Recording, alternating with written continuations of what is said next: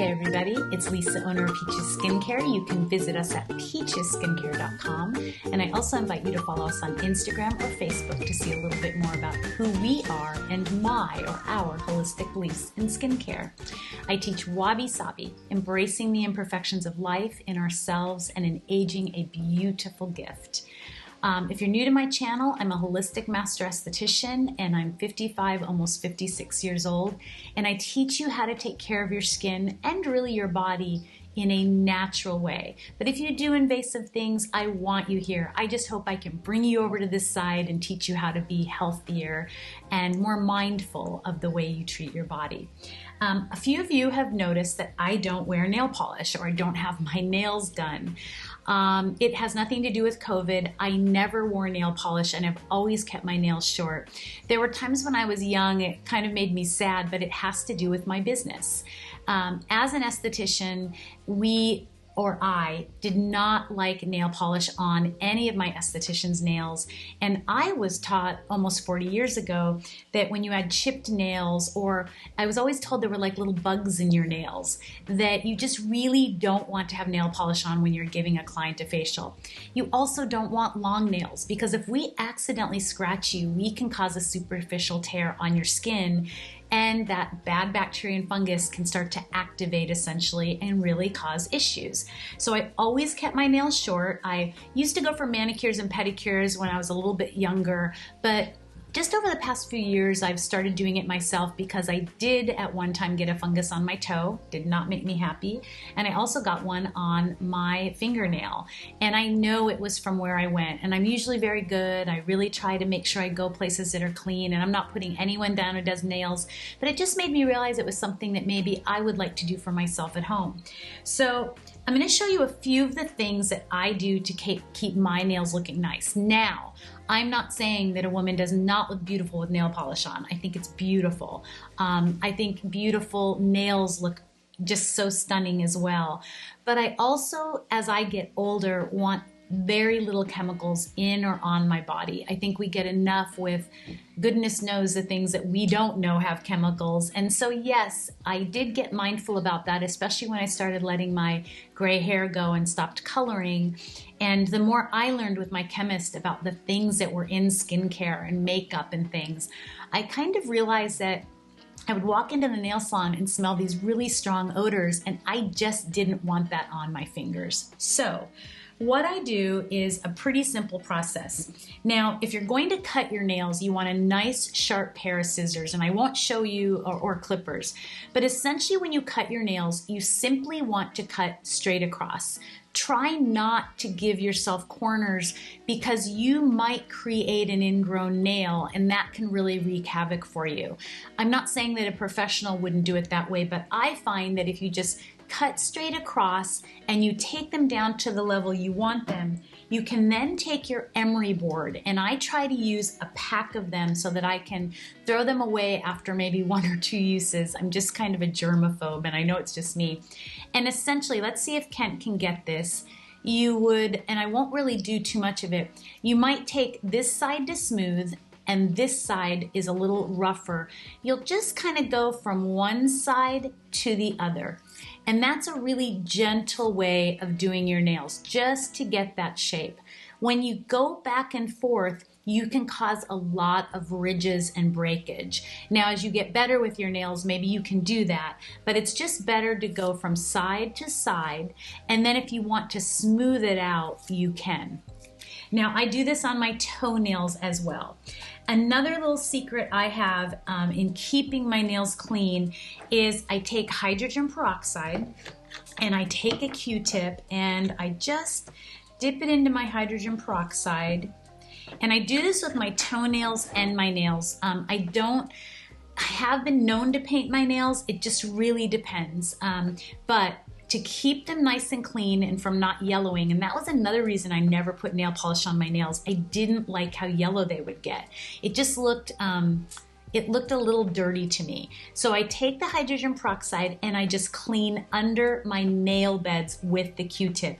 It is amazing how white it keeps my nails, how non-yellowed it keeps my nails. They actually need the manicure right now, so they're not perfect, but you can see where I have a nice white tip to my nail. And it's the same with my toenails. My toenails are very clean and very white. So hydrogen peroxide will really help you to keep your nails clean and free from any bacteria, but also keep them nice and white. Another thing I like to do is I love to use this Mavala nail enhancer. So Mavala makes this, and it's almost what they use on horses' hooves. And what I'll do is I'll take a little bit, and after I've filed my nails, I will just take this and push it into my cuticle. Now you can use an orange stick or a stick, or you can just use your fingers, and I'll just kind of put it on each nail and then push it in and keep pushing it in. It does have a little bit of a strong smell, so I find that after I'm done, I do like to rinse it off a little bit, just to get rid of that little bit of odor. But my nails are strong because of it. It is a wonderful product. It's kind of, I want to say it could be $30, but this jar will last you for years and years. You barely need a little bit, and hopefully John can put the little link below. The other thing I like to do is I like to smooth out my nails, because even if I did go to a manicurist, I would only ask her to buff my toenails and buff my nails. And so what I do is, it's also another Mavala product, and it's a nail buffing kit. So this one they call, I want to tell you what they call it. Let's see here, it polishes the nail. Let's see. Well, okay, so this one's a little ridgier, and it'll get rid of any ridges in your nails, and you just do it very lightly over all your nails, and it might get rid of any ridges, any rough parts to your nails, and that looks like that. Then the pink one is really soft. This is the buffer, and you just really take it and get some nice strength, and you just go across your nails. I do my toenails this way too, and it just shines them up beautifully, so they look really flawless and just elegant. I love to then put on either castor oil, which I keep in a little travel container. I just love to have, so in my day in the life, if I ever get that video done, you'll see me at night doing all my stuff to my face, but I keep castor oil down by the TV too, because I like to put castor oil on my nails or under my eyes, and I'll just take a little drip of it and I'll rub it in to each nail. Castor oil is very healing. It keeps them nice and shiny, and you can then again go over and buff them again if you'd like with the castor oil on. Another great thing is to make sure you have a good hand cream. I have one by Meli. It's from Hawaii. I enjoy this hand cream. It's very oily, and I do like a nice oil on my hands. Dermatology was kind enough to send me this one. It's a concentrated hand cream, and it is really fantastic. I actually want to show you this one just because, so it's really, really enriching. Or nourishing, and you can see it, and it just gives you such a, it just feels so good right away. But I also use my classic moisturizer on my hands and body, as you've seen in other videos.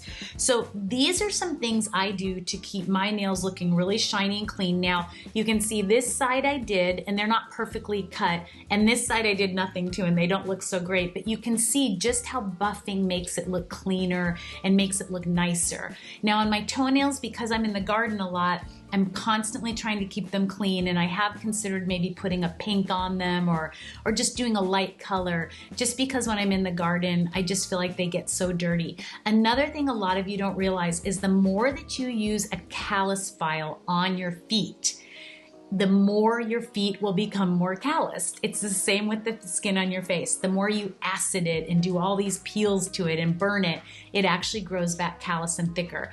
So keep your feet soft by wearing Vaseline on your heels, or petroleum jelly by Vaseline brand, a really good moisturizer on your heels and socks, and just keep them nice and soft. If you do walk around the house barefoot, you will start to get very calloused and cracked feet.